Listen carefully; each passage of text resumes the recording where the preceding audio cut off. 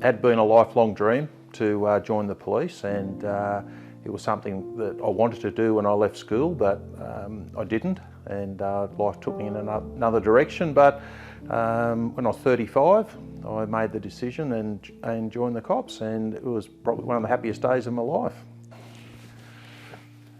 For me, my career highlight was being able to move to the homicide squad and investigate the most serious crime of all, the killing of another person. And that was an enormous responsibility with huge implications to all the people involved, to the community in general who want to feel safe, and to the victims, family of the victims affected by these tragedies.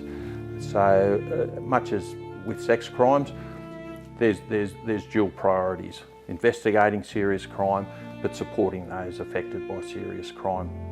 And the challenge of working at homicide was the pinnacle. The stakes were high, the expectations for results were high, and the challenge of doing your job well was enormous. And I thrived on the challenge. I enjoyed being pushed, I enjoyed being stretched, I enjoyed learning new things, and I enjoyed working with other investigators, more junior investigators, and in developing them and passing on my skills and helping them grow in their journey as well. And my life was on a certain trajectory. I saw it going a certain direction, along a certain path, and life was good.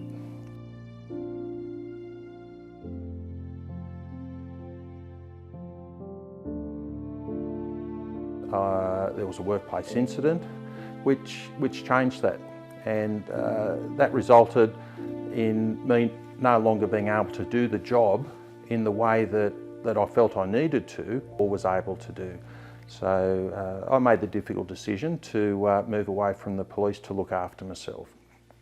And there began another journey, part of the journey of my life. I didn't cope very well emotionally. It was not something that just happened overnight, it was a gradual slide. And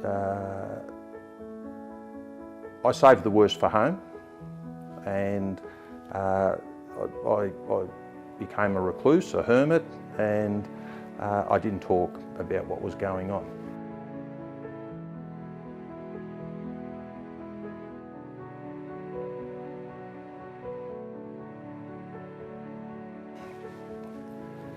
I wasn't coping very well, and I put the big brave shield up when my friends and mates had come around or ring me up and say, "How you going?" I say, "Yeah mate, no worries, I'm going okay." But I wasn't going okay.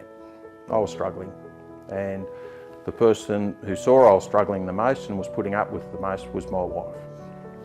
And you know, I've often thought about it, and I think I put myself into airplane mode, and I was not functioning. I was here, but I wasn't doing anything, and it was not happy times, and it took me a long time to come to the realisation that I wasn't coping, that I was suffering severe depression, anxiety, and at the lowest end, I thought about taking my own life, and that was a real shock to get to that point in life when I never saw myself as being in that type of situation. The reality of my journey is that I was stuck for a long time.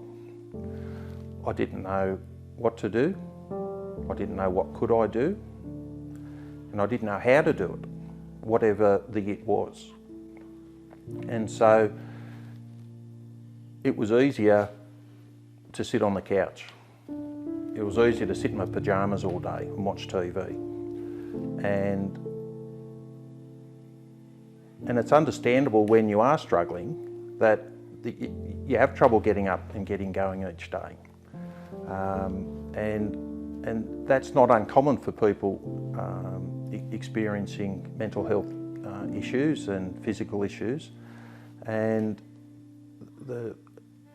What took me a long time to come to grips with is that there is life beyond that situation, and that you don't have to make life-changing decisions. You don't have to make 20-year, 10-year, 5-year plan decisions at that moment.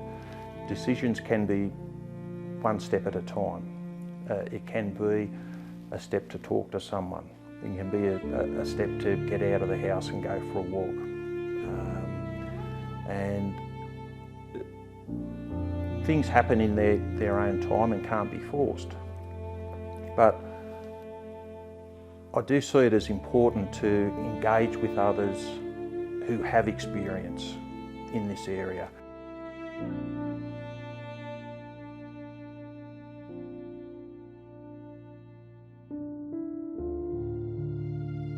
I undertook some programs that were transformative in developing my mental health and my physical health and my entire outlook on life.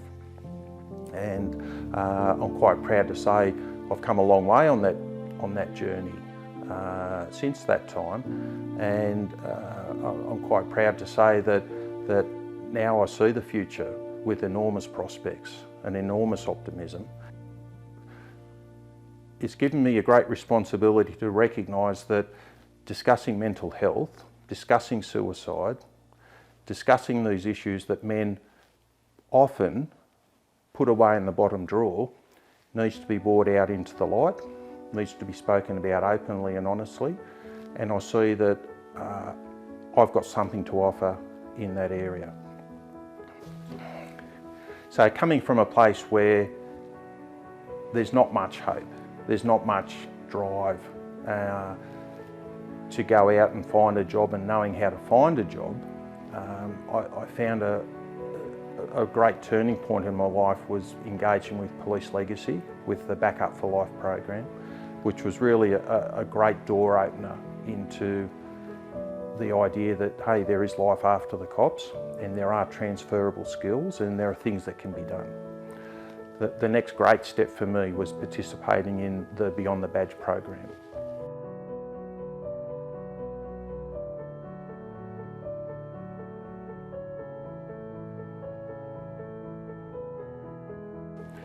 Participating in Beyond the Badge program was a great light globe moment for me. It highlighted that I've got unique skills, I've got great experience in managing people, in planning, being agile to shifting priorities, being able to plan ahead, being able to communicate effectively in a written format, in a verbal format, engaging with multiple partners, business partners, and understanding how that system works and being able to sell yourself was fantastic. I didn't know how to do that, and now I have great optimism about the future and what that future holds, and I wouldn't have been able to do that without Beyond the Badge.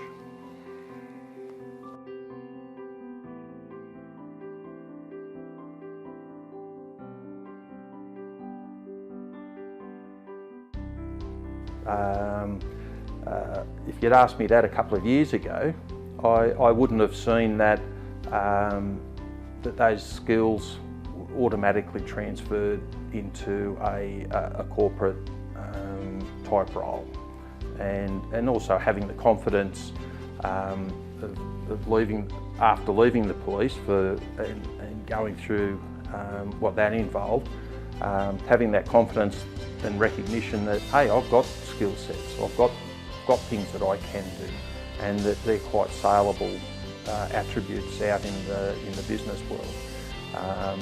So if you'd asked me a few years ago, I would have ummed and ahed and probably said not so much. But now I see them as absolutely viable and totally transportable skills that you can bring in and apply from day one in an organisation. What is fantastic is that through Sean and Simon, they'll help me develop my resume. They'll help me focus on what to look for. They've they've enabled me to understand what my unique value proposition is. What is saleable about me? What can I sell to a prospective employer? What is it about me that when they hear my story, they're going to go, we should look at this bloke. And I've never had that in any other program that I've done.